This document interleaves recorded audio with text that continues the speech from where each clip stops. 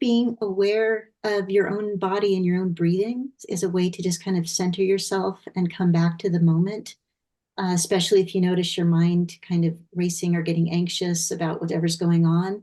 Just trying to find that inner calm if you can, and hold on to your core sense of self. It's something that requires practice, though. I don't think it comes automatically. It's something that comes from repeatedly being exposed to difficult situations and having to cope with them. You're tuned in to Compassionate Las Vegas, the podcast, where compassion inspires action. Together, we're building a world centered in understanding, empathy, and courageous action, starting right here in the heart of Southern Nevada. We're taking the principle of do unto others as you would have them do unto you to heart. Now, let's welcome a man committed to fostering compassion in every corner of our city, a beacon of compassion in Las Vegas, your host, Will Rucker. Welcome to Compassionate Las Vegas, the podcast. I'm Will Rucker, and I am so excited for today's program. You are in store for such a treat. This is our guest's very first time joining the podcast, and she's got a lot of amazing things going on that are sure to inspire you, to inform you, and give you some hope. So without further delay, let's welcome none other than Dr. Debra Hendrickson to the podcast. Hi, Debra. Hi, Will. Thank you for inviting me. I am so glad we got you on, and you have this fantastic book, The Air They Breathe, and it's on a really fascinating subject of climate change and kids. Yeah. So I want to dive into that, but before we do, tell our audience just a little bit about you and your background and what brings you on the podcast today. Yeah, so I'm a pediatrician in Reno, which is the fastest warming city in the United States. And I've been a pediatrician here for close to 20 years. But before I was a pediatrician, I was an environmental analyst and planner. So I had a background in environmental science. And when the smoke crises started to strike Reno a little over a decade ago, when we started to be just engulfed in smoke regularly every late summer and fall from the mega fires in California, it really struck me that, my two careers were kind of coming together because I was seeing the health impacts of climate change on children. And that's what led me eventually to write the book about all the different impacts that we're seeing. Yeah, wow. And smoke is new to me. So I'm originally from the Midwest, Motown, Detroit, Michigan. Okay. And for most of my life, smoke actually was not a thing there. Recently, they've actually experienced it, so it's spreading. But coming to Vegas, I was out for a walk and I said, why does it hurt to breathe? And it was because of the fires over in California. So this is a very real and relevant subject for us here. Before we kind of dive into that, I'd like to set a foundation for our conversation, and that's with getting an understanding of what compassion means to you. So, how do you define compassion, and how did you come to that definition? Uh, to me, is compassion is really being present with someone and giving them, your whole heart and attention, and doing what you can to care for them. And it's part of my job every day with both children and parents. So it's something that I have to practice every day. But I think it also involves compassion for ourselves and for people we're often annoyed with or having trouble with, taking that step back and just being in the moment, and thinking about the struggles that everyone around us is having, that we may not be aware of. Mm, I love that. I really love that. Just being present, I think, is such an important thing to do. How do you stay present in your field where you have some challenging moments for sure, some great ones I would hope as well, but how do you stay present even in those difficulties? Yeah, I think being aware of your own body and your own breathing is a way to just kind of center yourself and come back to the moment, especially if you notice your mind kind of racing or getting anxious about whatever's going on. Just trying to find that inner calm if you can, and hold on to your core sense of self.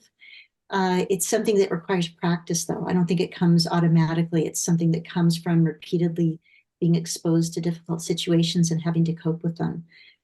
So it's just a pattern that you develop over time through practice, and it's not always perfect. and in those moments you have to forgive yourself as well. Yeah. I think self-compassion, self-forgiveness is something we don't really share enough about, but it's so important. And I think it is a skill that you develop like any skill, like playing the piano or playing the violin or learning to practice medicine, right?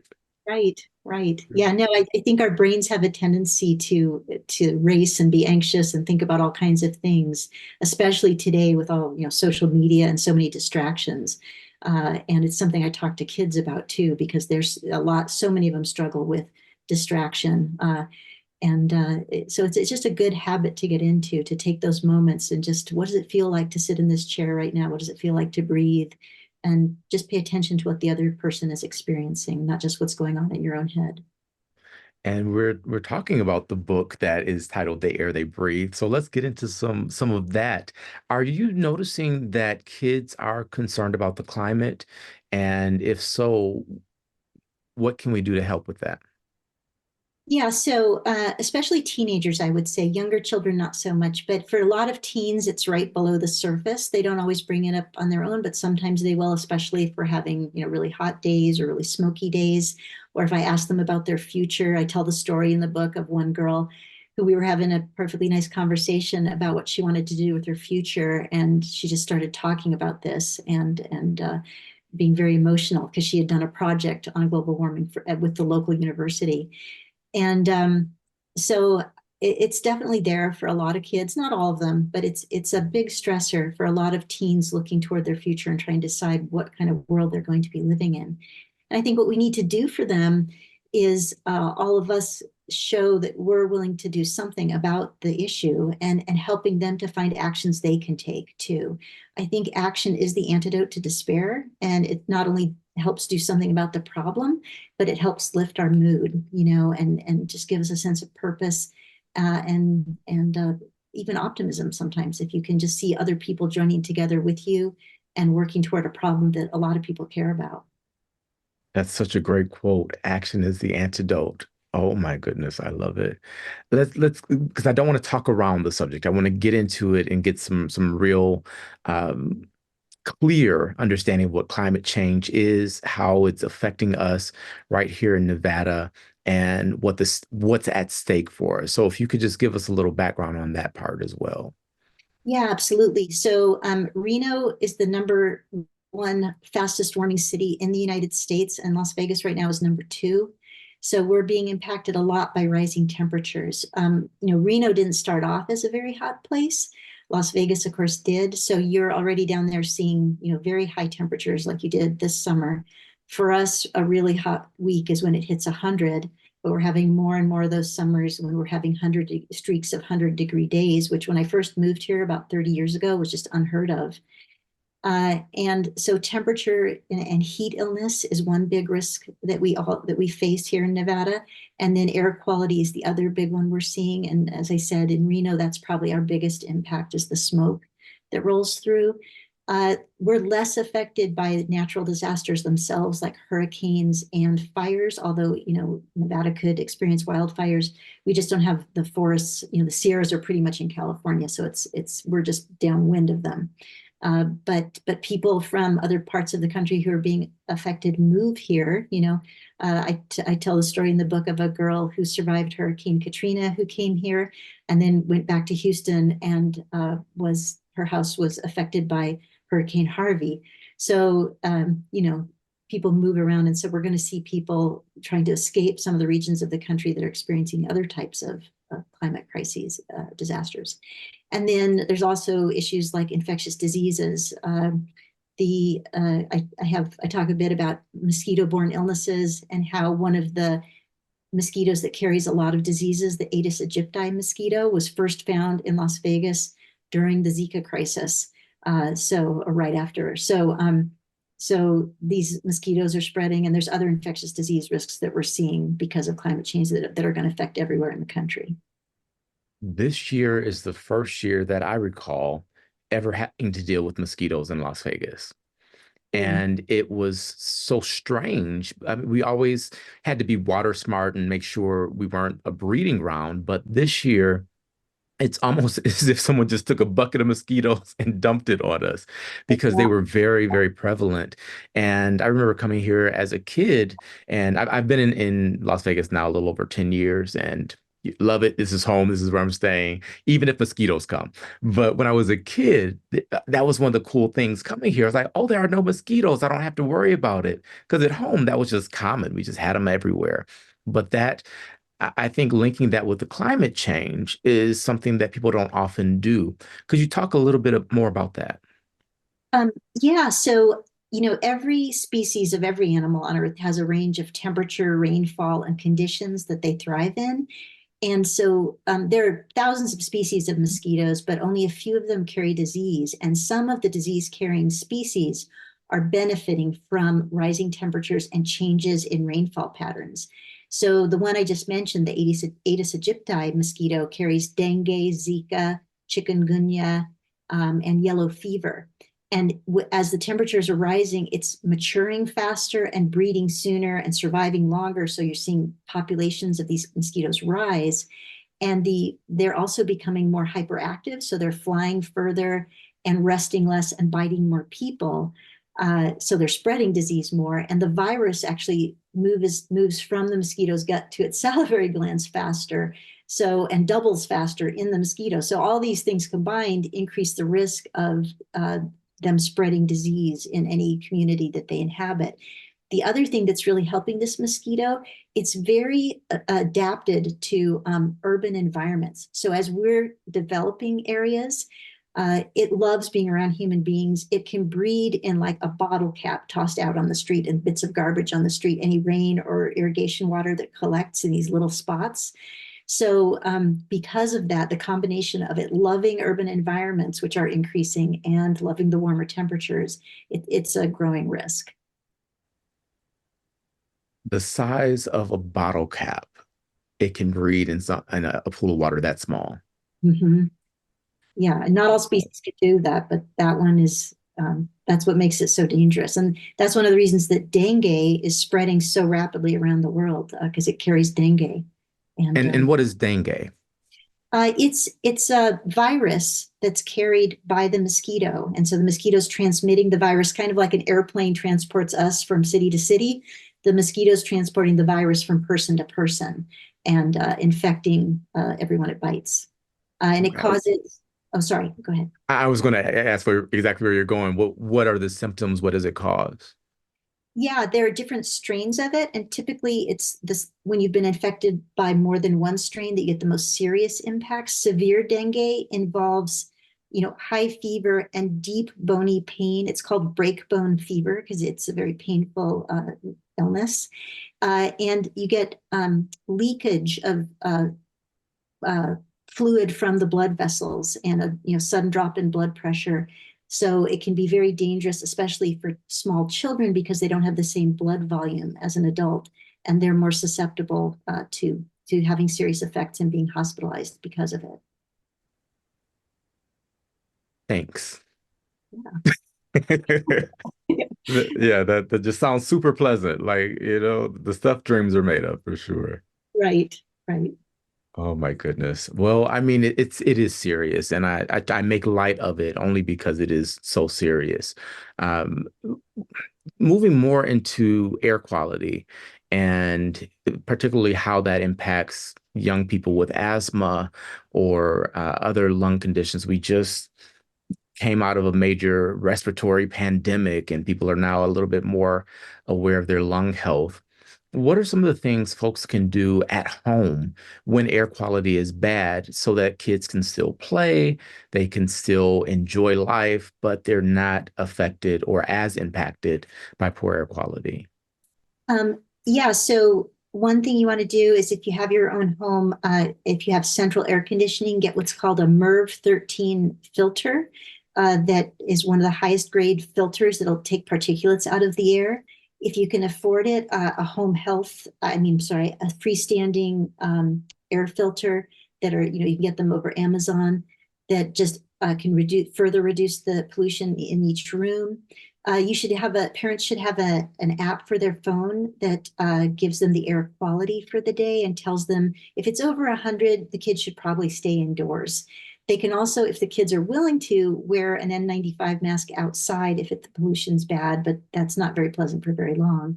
You can also put baby covers over, fabric covers over the baby car seats that can help protect them since they can't wear masks.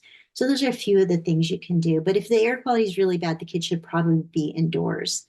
There is a place here in Reno that has started having indoor sports practices for, when the air quality is bad, they have filters and things that can help with that. And we'll probably, if this problem continues, we'll probably be seeing more of that opportunities for kids to play indoors that have good filters. And if I could go back just a bit, Will, on the mosquito issue, I just want to tell you there's things parents can do about that as well. You can use, of course, a mosquito repellent. It should have up to 30% DEET, which is the most effective repellent for mosquitoes, or something called picaridin. And you can wear, the screens on your house should be intact. So if you open the windows, they can't get in. And you can avoid certain times of the day when they're more likely to bite, and things like that. So there are things we can do to reduce mosquitoes. And most places in the United States most counties have mosquito control programs where they are constantly monitoring and looking for these diseases and issuing alerts. So we would know if something's around and that we needed to take precautions. Thanks for sharing that, because that's important too. We don't want them out there getting eaten up by the mosquitoes either. And so I think we will see a lot more indoor play areas and sports areas because of both, because of the heat and because we have to be just aware of what's happening outdoors with air quality, with mosquitoes and other critters that exist. I really want to hear about what motivated you to get into this work. The subtitle, I guess, of the book is A Pediatrician on the Front Lines of Climate Change. That to me is a very bold statement. And I'm curious, what drove you, what compelled you to take on this fight? It was really, as I said, when the smoke crisis started hitting here. But one of the features of my job every day is that babies and small children look me in the face. And, if you've been around small children, they always have this expression, of complete innocence, but also like kind of looking at you to see whether or not they can trust you and that they're safe. And, when this one little girl did that during this major fire we had about 10 years ago, I just really felt like a blow to my chest, like guilty and angry that she was having to face this, because I think this really is more than anything a crime against children, that we're allowing the world to continue to be affected this way by these fuels when we have so many alternatives. If we just all really focused on this the way we focused on winning World War II or some other, major crisis, like came together as a society and battled it, because we could still prevent so much of what's predicted, if we don't act that way. So it was just a real sense of, I guess, moral outrage and that I needed to do something to try to help the kids that I was taking care of every day. Hmm. And for the folks that still struggle to recognize climate change is real, those that maybe are taking action, say, let's use more fossil fuels, let's not move towards cleaner energy. The profit margin is the most important thing. For those kind of folks, what would you say to them? I would say that economically, the benefits of renewable energy far outweigh those of fossil fuels. If you account for all the costs of fossil fuels, the health costs, the environmental costs, what's coming if we don't make this change. To back up a little bit, this is just the laws of physics. Every time you drive your car, the emissions from that drive are going to be over our heads for hundreds of years. So we've added and added to this blanket over the earth. And that's just the science of it. And it's preventing the heat that's reaching the earth from reflecting back out into space. So it's just accumulating and accumulating. And the cost of that, if we don't do anything about that and stop that from getting worse, is going to outweigh any other costs. So it's just, and really, I think if people just look around and think about their own childhoods and what they were able to enjoy as a kid and how things have changed, especially out here in the West. I have so many parents tell me, we used to do this, we used to do that. And it's just, I know, I don't remember ever having this much smoke or having to worry about the heat. And, I think all of us, if you're old enough, can remember that even in the last 10, 20 years, there's been a dramatic change. And that's just the evidence of your own eyes. So, and also the new technologies, even if fossil fuels were not causing climate change, they cause so many health problems around the world. We know that like kids who grow up in very polluted neighborhoods have smaller, stunted lungs, and a lot of the pollutants reach their brain and affect their learning and cognition. There's so many bad effects to these fuels, which we could overcome by just switching to clean technologies, which are so available to us now. Even if you don't believe in climate change, there are so many benefits to getting off of these fuels that I hope that it will start to convince parents, all of whom, care about their kids' health and put them in car seats, brush their teeth, take them for checkups. This too is a really important thing for all of our kids' health.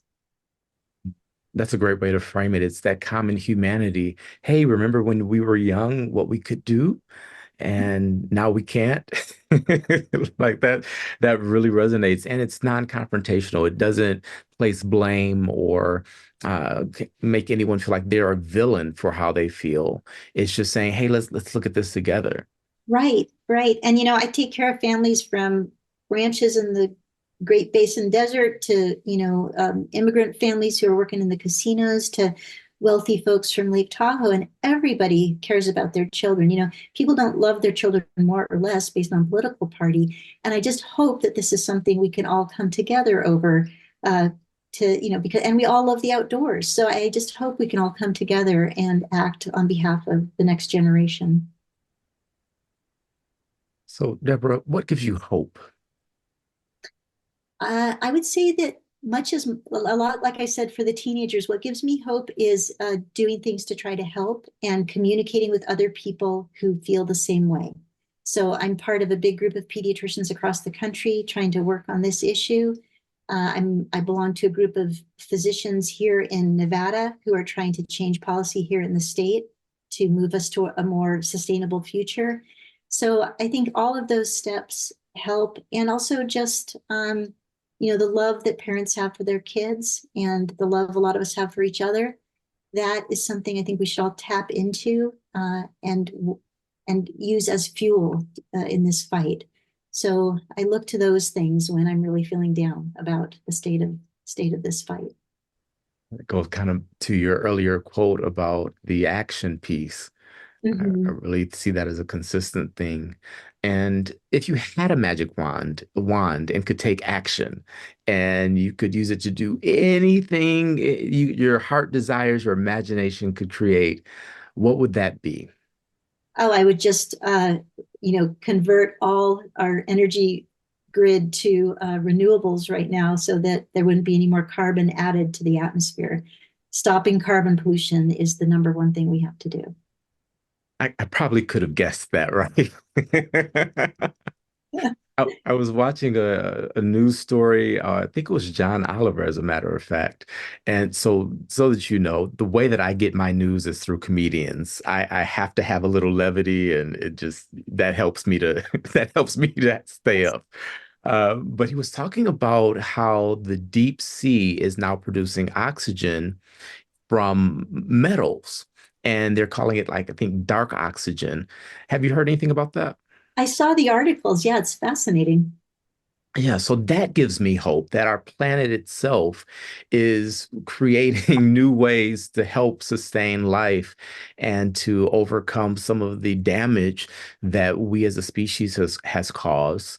I've also read about the bacteria that are now eating the plastics to kind of combat it. So I feel as though there is a bright future for us.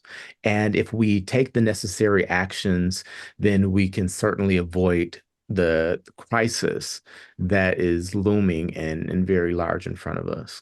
Yeah, I think that's a really important message that, we are human beings are really clever and we've come up with amazing solutions to all kinds of problems through history. And the science shows that if we actually put our mind to it and stopped carbon pollution, the Earth would stop warming in 3 to 5 years. That's what the current models show. So it's this, it's by no means a hopeless situation. We just all have to get on it right now. Wow, I didn't know that. 3 to 5 years, if we get this under control, we can stop the warming. Right. That's Right. tangible. That's doable. Right. Right. And that's why not doing anything is so frustrating and tragic. It's like it's not that we're not doing anything, but not doing anything fast enough. We just need to speed up the pace at which we're making these changes. Absolutely. So as we come to our last few minutes together, I'm going to start a sentence and I want you to finish it with the first thing that comes to mind. Okay. All right. The greatest thing in the world is Oh, small children being with the kids, the love of a small child. the light of my life is Oh, my granddaughter, which kind of fits the first answer. Yeah. beautiful. Love is Ah, love is acting for others, protecting and acting for those we love. Yeah, acting for others. what really matters is Uh, the future we leave our children. I'm here Because I want to say I did everything I could to bring a better future for my granddaughter. I love it. Yeah. And this one's just a little different, but I want you to write the legacy you want to leave in just a sentence.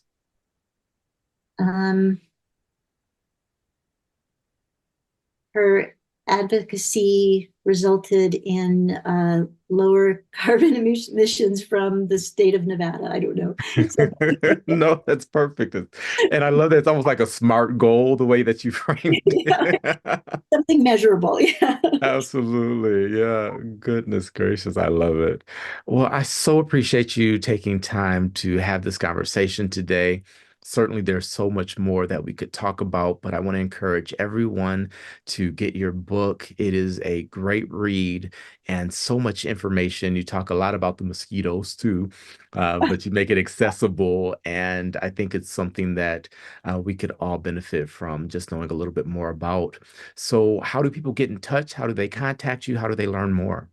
Um, you can go to my website, debrahendrickson.com, and there's a resource page for parents that I'm working on, and you can also find links to the books and to reviews of the book. Perfect. And that was debrahendrickson.com, and they can order the book there as well. There's link. You can order it on Amazon or any of the major book sites or on the Simon & Schuster site. Yeah. Perfect.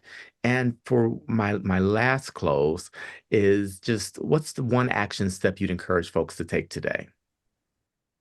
I would say if you can go to the NV Energy site and look at the green energy program and see if you can switch to, I don't know if this is in Southern Nevada yet. It's in Northern Nevada, and I know they were planning to expand it.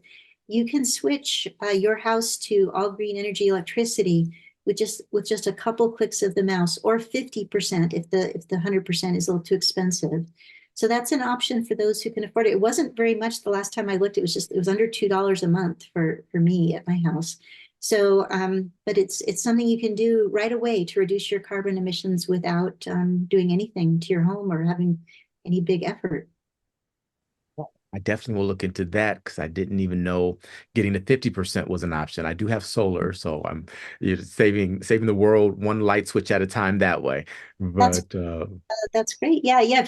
If we switch to electric cars and make our homes all renewable, that's like 60% of most people's carbon emissions right there. So, well, you're making me feel real good because I drive an electric vehicle too. So. all right, excellent.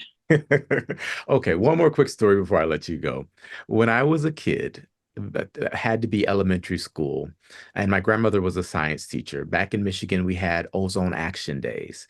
And on those days, you weren't supposed to gas up the cars. And this is before the electric vehicles were popular and all of that. So my science teacher grandmother decides that we're going to go to the gas station. I was so upset with her for it. I'm like, it's an ozone action day. We're not supposed to do this. And there just so happened to be a news crew.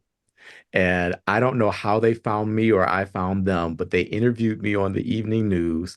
And I got to tell the world about my science teacher grandmother who was filling up her car on Ozone Action Day, even though she knows better. So that's how long I've been in climate advocacy.